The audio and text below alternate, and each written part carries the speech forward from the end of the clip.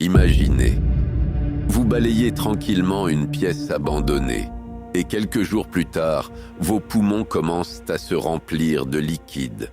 Le plus terrifiant, tout peut commencer avec de simples excréments de souris. Le hantavirus est l'un des virus les plus inquiétants au monde parce qu'il peut transformer une simple grippe en une urgence mortelle en seulement quelques heures. Dans cette vidéo, nous allons voir comment ce virus attaque le corps humain, pourquoi certaines personnes meurent en moins de 48 heures, comment il se transmet réellement, et surtout ce qui se passe dans votre organisme minute après minute lorsque l'infection commence.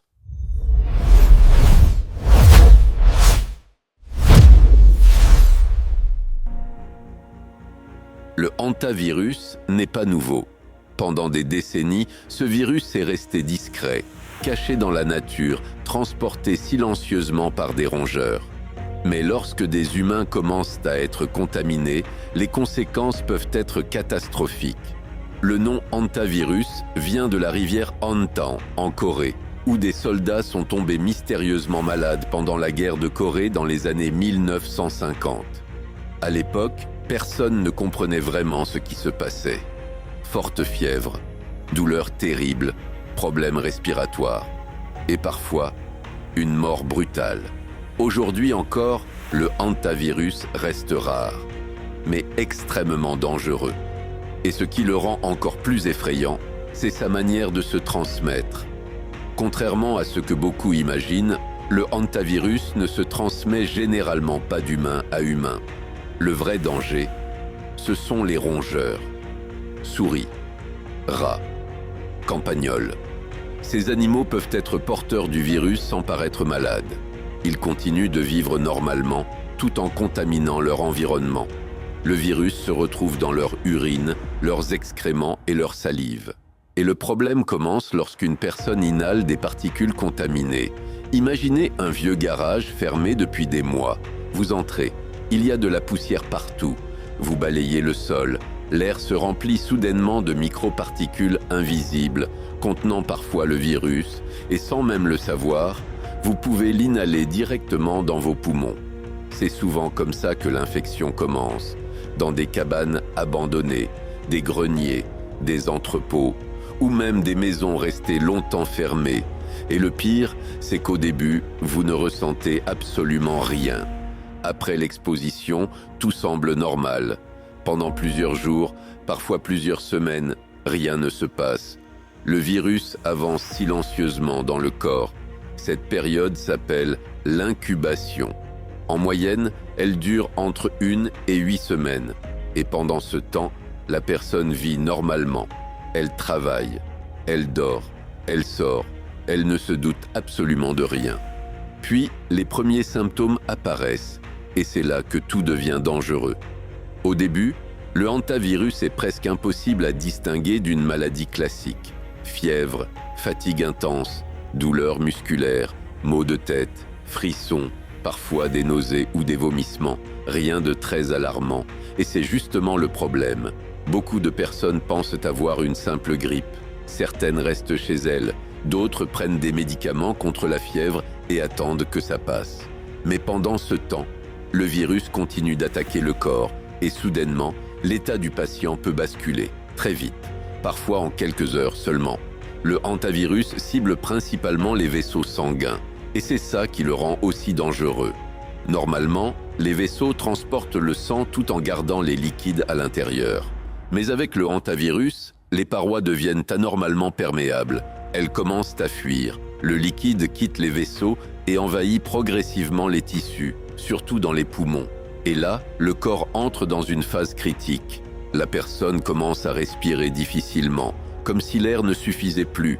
Chaque respiration devient un effort, le cœur s'accélère, le taux d'oxygène chute, les poumons se remplissent peu à peu de liquide. En réalité, certaines victimes ont l'impression de se noyer alors qu'elles sont debout. C'est l'une des caractéristiques les plus terrifiantes du syndrome pulmonaire à hantavirus. Quand cette phase commence, tout peut dégénérer extrêmement rapidement. Les médecins parlent souvent d'un effondrement respiratoire. Le patient peut passer d'un état stable à une situation critique en moins de 24 heures. Respiration rapide, tout. Pression artérielle qui chute, manque d'oxygène. Les lèvres peuvent devenir bleues. Le cerveau reçoit moins d'oxygène. La confusion mentale apparaît. Et dans certains cas, les organes commencent à lâcher. C'est à ce moment-là que les patients sont souvent placés en soins intensifs, avec assistance respiratoire, parfois sous ventilation mécanique, parce que sans aide médicale rapide, les chances de survie diminuent brutalement. Le hantavirus fait particulièrement peur aux médecins pour une raison simple. Il n'existe pas de traitement miracle, pas de médicament spécifique capable d'éliminer directement le virus. Les médecins ne peuvent pas guérir instantanément le patient. Ils doivent surtout maintenir la personne en vie pendant que son corps tente de combattre l'infection. Oxygène, réanimation, contrôle de la pression artérielle, assistance respiratoire. Tout repose sur la rapidité de la prise en charge. Plus le patient arrive tôt à l'hôpital, plus ses chances augmentent.